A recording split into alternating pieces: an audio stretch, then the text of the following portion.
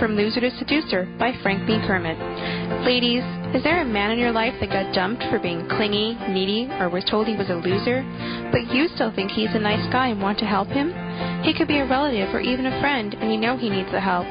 Do you want to be the one to give him the gift that will change his life forever? How about the gift of a great biography? Buy him the book, From Loser to Seducer by Frank B. Kermit.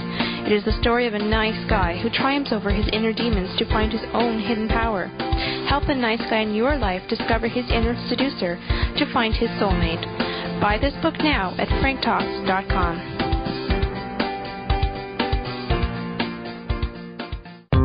Frank Talks is sponsored in part by Everything Out of Her Mouth is a Test, a man's guide to the emotional needs of women. What would your life be like if you knew exactly what to say and do with women? This book is for the guy that simply wants to learn how to handle women's tests by addressing her emotional needs. By this, you create the type of attraction that will make her see you as the one she was destined to be with. This book will teach you how to get the woman you want and how to keep her. Everything Out of Her Mouth is a Test is the Rosetta Stone for men to understand exactly what a woman means when she speaks and how to respond. Is that worth changing your life forever? Buy this book at franktalks.com now. Frank Talks is sponsored in part by the Adult Male Virgin Seminar and Telephone Consultations. Ladies, is your boyfriend an adult male virgin? Is he so shy and insecure that you need to take the initiative, but you really wish he would just be the man and take the lead? Does he think holding hands and sweet cheek kisses is fulfilling? Does he think the G-Spot is the name of a new club? Ladies, if his idea of a night of fun means you get to be player number 2 in his latest video game, then get him the gift that will give you both pleasure. The Adult Male Virgin Seminar and Telephone Consultations. Only available at franktalks.com. Frank helps adult boys become men.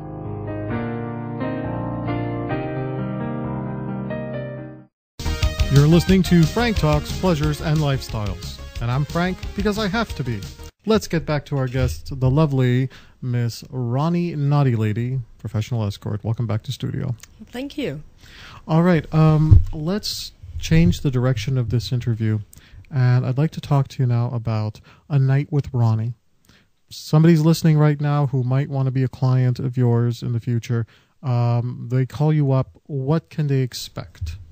Well, most of my clients will contact me by email first.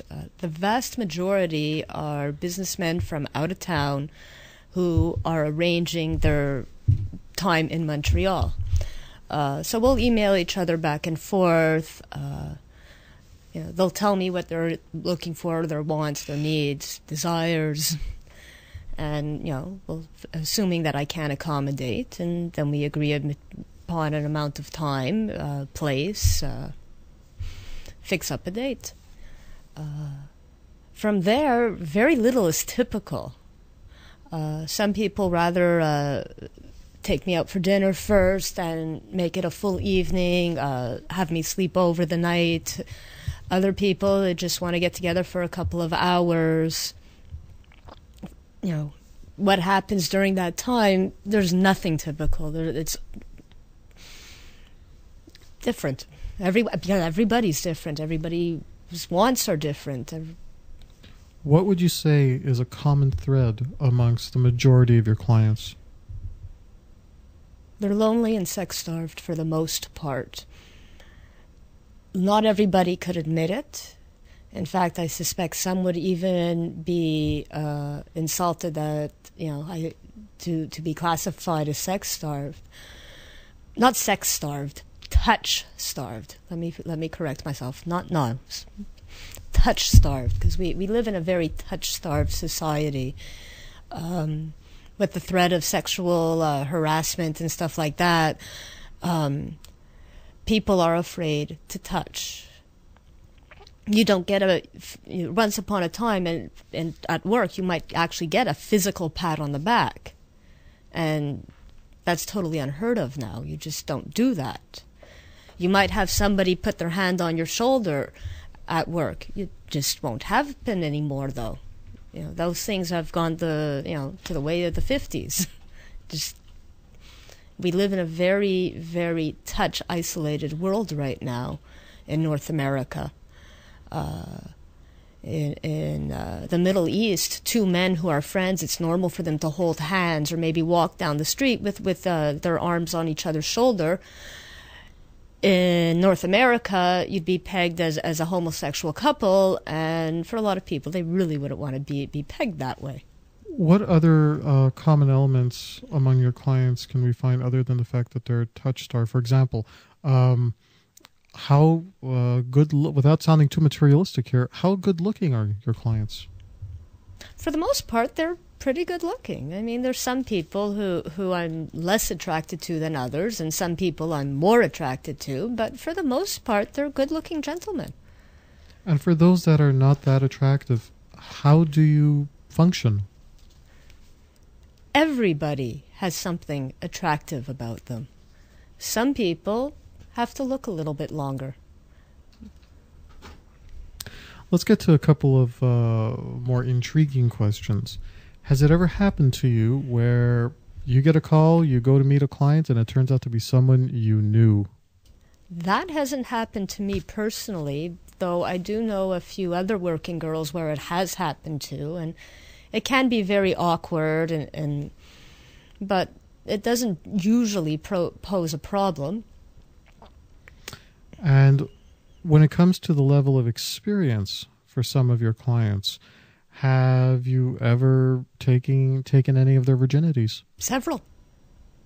Some people tell me up front that it's their first time, and I remember one gentleman, he didn't tell me. I had to figure that much out myself. He had booked me for a 3-hour date. He wanted it not to feel rushed, things to be comfortable. And we started off just sitting there. We had a glass of wine and we're talking. And first thing that I thought was a little weird, he sat across from me on the chair, because there was like a couch and a chair in the room, and rather than sitting beside me. I found that a little bit unusual. And eventually I figured it out. I just came right out and asked him. And he blushed and told me yes. And so I turned on some music and we started I decided to start with, some dancing, just slowly touching and getting more comfortable physically with each other. And it's much easier if I know up front, though, because I don't read minds. I flunked mind reading, actually. You did? Yes. Well, where were you taking that course?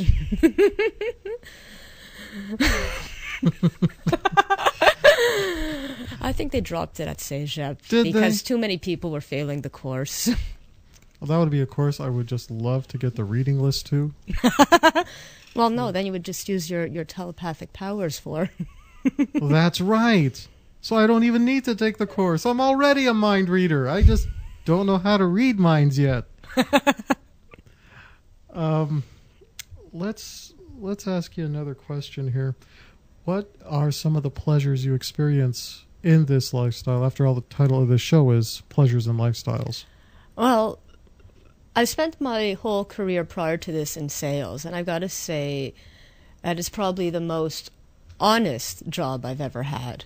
I'm not saying that I lied as a salesperson, but there's times where I was encouraged by my bosses to not say anything unless it was asked. For example,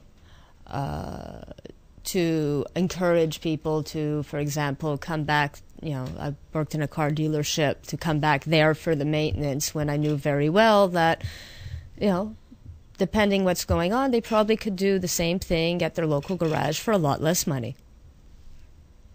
Stuff like that, to me, is dishonest. It's not that I was lying, it's that I didn't say anything. And this is probably the most honest profession I've ever had. I like the fact that I work when I want. I was recovering from burnout, so working